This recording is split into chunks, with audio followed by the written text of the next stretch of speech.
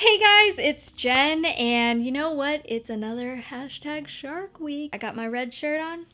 We're ready to go. I'm gonna share with you a little bit of my knowledge when it comes to periods that I've dealt with for the last, I don't know, how old am I? It's been at least 2 decades. So if you wanna know some of my tips on how to get through that period, keep watching. I know it's a little bit TMI, but I just got my first period. It feels like in ever, but it's really since before I got pregnant. So gosh, this is probably around 1.5 years that I've had any period. I'm having all of these flashbacks to when I had my very first period when I was 12 years old. Periods are one of those things that most women have. Obviously, not everybody has the exact same experience with them. It's a thing that brings us all together that we can all commiserate on. Once you get your first period, you generally tend to keep having them every single month, about 28 days apart, when our cycles are, until we go into menopause, which can happen sometime between your 40s and 50s. That is a good 3 decades of periods at least. The very first products that I used when I first started my period were pads. I feel like everybody sort of starts off with the thicker ones for some reason, but my favorite are these thin ones. There's all different shapes and sizes and absorbencies. This is your basic pad. This one I believe is an overnight one, so it's like super extra long. It's absorbent all through the middle part. On the back, you pull off a piece of plastic and it has a sticky part on the back. So what you do is you have your underwear here, take your pad, you stick it to the inside of the underwear. For the overnight ones, it's gonna go pretty far up the back part here, so that if you're sleeping, any of the blood will get caught on here. So I'll just have to say right off the bat that this kind of pad is not my favorite. First of all, it's thick and it feels kind of uncomfortable after a while. Also, it doesn't have any wings, so there's no protection of any leaks on the sides. This is a thin pad. You just open it up like this. This one, the actual container is stuck to the back side. You're going to be really careful not to touch the part that's going to go against your skin. And this one also has wings, so I like to touch it in the middle there. Just press this onto the underwear like before. Remove the sticky part of the wings. Make sure the wings don't touch each other because then they'll stick together. So you're just going to fold the flaps over and it sticks to the outside of the undies. This kind you can see is a lot thinner. It's generally going to be a lot more comfortable for you to wear during the day. I personally still don't find these to be my personal favorite, but it's usually what everybody starts out with. One little trick that I always do is when you first take this off, you want to hold on to it, because when you have a used pad, you know, you're switching one out for another. I'll roll up the pad and I will literally make a little burrito inside the new package so that when I throw it in the trash, it just kind of all stays contained. I do want to mention, when you wear a pad, it lives outside of your body. There's air that comes into contact with it, so you're going to want to change it about every 4 hours. Another option that you might have heard of that's a little bit more invasive than a pad, which just sits sort of outside of your body, is a tampon. First of all, you're going to want to feel where the little handle part is. There's a wider part and a skinnier part, and you're going to want to hold at the top of the skinny part, open at the skinny end. This is what a tampon looks like. So what you would do to apply this is hold on to the grippy part.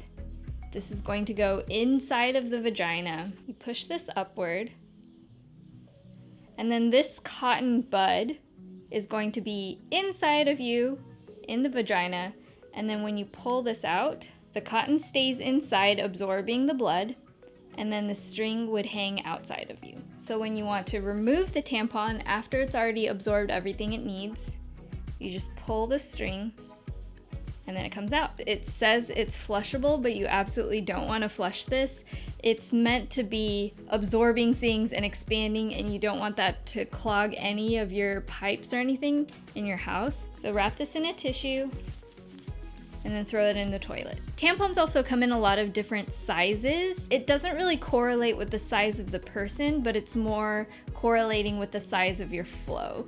So if you have a heavier period, then you're going to want more of the super sizes. And if you have a lighter period, then you might go for the regular sizes, or sometimes I know some brands even have a junior size, which is even smaller. Even within your own period, it tends to be heavier at the beginning of your period and then sort of taper off as the days go on. With a tampon, you can keep this in for a max of 6 hours. This is a panty liner. This is wrapped up because it's one of those to-go ones, but it's sort of like a mini pad, and these come in handy anytime you want to catch extra leaks. And then of course, my favorite period product, which I had an entire video about, is the menstrual cup. Menstrual cups are just silicone cups that you insert on the inside of the body. When I use a cup, I also like using them in addition with a panty liner, just in case I have any spotting or leaks that happen, because you just never know.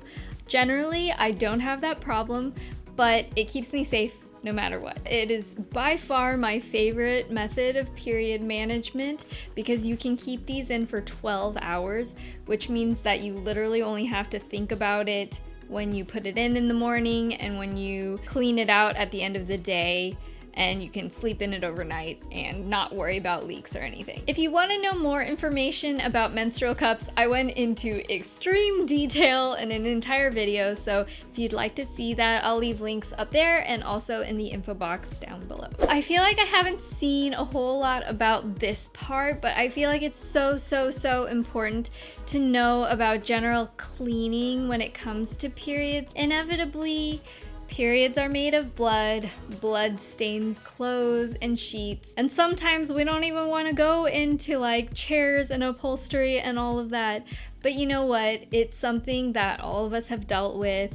And just through experience, there are a few tricks that you can do to help with staining. If you see a blood stain, then you absolutely want to tackle that ASAP. So if you're out at school, you get a stain, I mean, you can't do anything about it right then. Just try to blot up as much as you can on a tissue. And then as soon as you get home, you're gonna wanna swap out your underwear, take the dirty underwear, scrub as much as you can under cold water. Try to avoid using hot water because hot water tends to set stains in. If you think about like the dyeing process of how clothes get colors, they use hot water at the very end to make sure the colors stay in the clothing. After that, generally it'll be fine to just put into your laundry. Laundry detergent should agitate it enough to get almost everything out. If it is especially bad and you do the whole hand soap thing and it's just not working, you might try using a little bit of peroxide. Sometimes I'll just take a Q-tip with hydrogen peroxide. You can blot it on there, wait about 10 minutes and see if that helps sort of like eat away any of that. I will give you fair warning that if your clothes tend to have bleaching problems or like discoloration from bleach, certain colors just aren't really color fast when it comes to peroxide. The same of course goes for like sheets and comforters and anything else that you might get blood on it. You're gonna want to try to rinse it out by hand as soon as possible, and generally if you do that, then you'll be fine. If it's sheets or things that are white and it's a really intense stain, you can also try using one of those Clorox bleach pens and just sort of scrubbing it into there, waiting a few minutes, and then of course putting that entire thing in the laundry. Trust me, I know it's an embarrassing situation, but it's better to just sort of knowing about doing these things right off the bat than having a stain that you get back from the wash and it's set there forever. Alright, so these side effects of having a period, unfortunately there are a lot of side effects some people get. Bloating, cramping, feeling cranky, having headaches, generally feeling really poopy. But there are some go-to things that I find that really help. First of all, with bloating, it's important to drink lots and lots of water. Make sure you're getting an adequate amount of sleep. For some of the more serious cramps, my go-to is ibuprofen. So a brand name of that would be Advil or Motrin. So those are anti-inflammatories and they really help with muscle cramps. Versus taking a Tylenol, which is just a pain reliever, I find that Advil is just my go-to. Another thing that really helps is heated products. So I have a heating pad, an electric heating pad that you plug in that I really like using if it feels very uncomfortable. You could also try taking a hot bath. There are these Thermacare pads that they come pre-sealed and you kind of like crack it a little bit and it stays warm for like 8 hours. So you can stick that onto your clothing if you have to run to school or work and you can't really stay plugged into a wall all the time. Those are a little bit on the pricey side, but for emergencies, they really, really help a ton. Exercise is another really great way to relieve cramping, and it just gets your blood flowing through your whole system. So it'll make those really gross, groggy feelings not feel so bad. And I also find that you tend to have a lot of cravings for bad foods, but sometimes those bad foods make you feel even worse, and you also just want to generally keep in mind staying healthy. So instead of going for the chocolates and the chips, if you just try to eat healthy, especially for the week right before your period, it'll help you feel a lot better and smoother through the period week. So I guess that's about it. I hope you guys enjoyed this or just at least felt like it was informative. If you guys have any period management tips, I would love to hear yours down in the comments. Share that wealth of knowledge because I feel like as women, we need to not feel so ashamed of ourselves and the natural things our bodies go through. So you know what? It's normal. We all have it. We've all dealt with these terrible things, but it's actually a really amazing sign of womanhood and fertility, and it really does bring us together. So I hope you guys have yourselves a good Shark Week, and I'll see you in my next video. Bye!